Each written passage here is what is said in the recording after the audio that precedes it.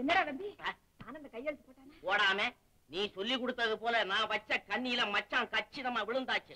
மெதுவா பேசுடா. கையெழுத்து. என்னது? மச்சான் நிக்கிறாரு. இங்க இல்ல, எலெக்ஷன்ல நிக்கிறாரு. நமக்கு எதுக்குங்க எலெக்ஷன்? வீணா பண செலவு. அப்படி செலவு பண்ணாலும் நம்ம ஜெயிக்க வேணாம். கரெக்ட். இதேதான் அம்மா கிட்ட நான் சொன்னேன். அது கேட்கலையே. ராணி, ஆனந்தம் ஜெயிக்கணுங்கிறது இல்ல, இந்த ராஜசேகரன் தோத்து போகணும். அதுக்காகத்தான் நம்ம ஆனந்தனை நிறுத்த சொன்னேன்.